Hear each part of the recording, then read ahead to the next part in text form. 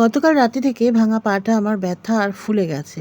তো সেই জন্য আজকে সকাল থেকে মিমির অনেক কাজের চাপ। আজকে যেহেতু আমার শরীর অসুস্থ তাই জন্য আমার মেয়ে খুব ব্যস্ত। সকালবেলা দেখো ঘুম থেকে উঠে সমস্ত বাসি কাজ সেরে নিয়েছে। ওদিকে ঘর-ফরও পরিষ্কার করেছে কিন্তু আমি সেগুলো আর ভিডিও করে উঠতে পারিনি। আর এদিকে বাসন-টাসনও মেজে একদম পরিষ্কার করে নিয়েছে। তারপর ওভেনটা পরিষ্কার করেছে। সমস্ত পরিষ্কার-টরিষ্কার করে একদম রেডি করে দিয়েছে। মানে আমাকে রান্নাঘরে ঘেঁষতেই দিচ্ছে না। আর আমারও কালকে রাত্রি থেকে মাঝরাত থেকে আমার পায়ে অসম্ভব যন্ত্রণা। আর সকালবেলা উঠে দেখছি পাটাও ফুলে গেছে। তো তোমাদের তো দেখিয়েছি সকালবেলা কি অবস্থা হয়েছিল পা। বিকেলে যখন এখন আমি ভয়েস এডিট করছি তখন পা ফোলাটা অনেকটা কম, আর্নিকা খেয়ে আমার কিন্তু অনেকটা কাজ হয়েছে জানো তো। তো যাই হোক, গ্যাস ট্যাস পরিষ্কার করে একদম সমস্ত বাসন কোসন পরিষ্কার করে ধুয়ে ফেলেছে। তো যাই হোক, ও তো এত অভ্যেস নেই, ছোট মানুষ, ওকে দিয়ে এত কাজ করাতে আমার নিজের বড্ড খারাপ লাগছিল। তো যাই হোক, আমি দেখো আমাকে আবার গরম জল করে দিয়েছে সকালবেলা, তোমরা দেখেছো গরম জলে পা ডুবিয়ে অনেকবার করে গরম জল করে দিয়েছে। আমার এই গরম জলে পা সেক দিয়ে অনেকটা ঠিক আছে। তারপর আমি যে মশলাপাতিগুলো সমস্ত কৌটোয় ঢালাঢালির ব্যাপার ছিল, তো সেইগুলো আমি কৌটোয় ঢালছি। আসলে এই যে প্রতিদিনকার মশলার কৌটো, যে এখানে তো সব মশলা থাকে না, অল্প অল্প করে এখানে ঢেলে নিই। আর বাদ বাকি মশলা কিন্তু আমার একটা বড় কৌটোতে রাখা থাকে।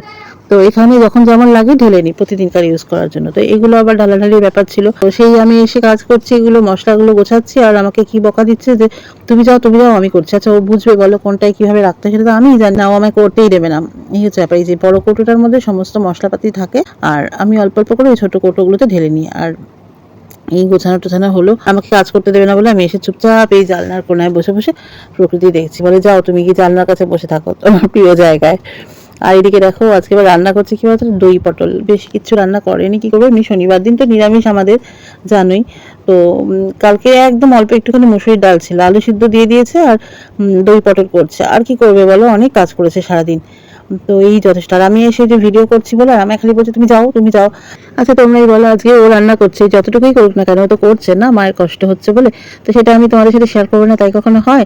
তো যে কারণে আমি সে ভিডিও করছি, আর আসলে আমার দাঁড়িয়ে থাকতে কষ্ট হচ্ছে বলে, পায়ে ব্যথা বলে খালি বলছে তুমি ঘরে যাও। তো এত বকুনি আমায় দিচ্ছে। তো যাই হোক, আমি ওই জন্য ঘরেই চলে এসেছি। আমার একদম সত্যি সত্যি প্রিয় জায়গা, তোমরা জানো, এই জানলার ধারটা। এখানে বসে বসে আমি গাছ পাখি এদেরকে দেখি, ভালো লাগে। আর এই যে দেখো বেলার যে বাসনগুলো সেগুলো মেজে ফেলেছে। কানে একটা ওই যে দেখতেই পাচ্ছ ইয়ারকড দেওয়া রয়েছে কানে, ওই কোনো একটা মিউজিক চালিয়ে বাসন মাজছে না ডান্স করছে, কে জানে, তোমরা দেখতেই পাচ্ছ কি করছে। তো যাই হোক, যা করেছে অনেক, প্রচুর কাজ করেছে আজকে সারাদিন। আমার মনটা খারাপ লাগছিল, এত ছেলে মানুষ, এত মানে ওকে দিয়ে খাটাতে আমার বড্ড খারাপ লাগে আর কি। যাই হোক, হয়ে গেল। আর যে দুপুরবেলা আজকে আমি আর রুটি করতে পারিনি, আমি বললাম কিচ্ছু হবে না, আজকে আমি ভাতই খাবো, ছাড়। তো আজকে একটু ভাতটা বেশি খাওয়া হয়ে গেছে। আলু সিদ্ধ দিয়ে দিয়েছে ভাতের মধ্যে, আর ওইদিকে আচারের তেল তো ছিল, আর দই পটল আর ডাল একটুখানি ছিল, তোমাদের বললাম অল্প একটু ডাল। তো যাই হোক, দই পটলটা কিন্তু খুব সুন্দর রান্না করেছিল।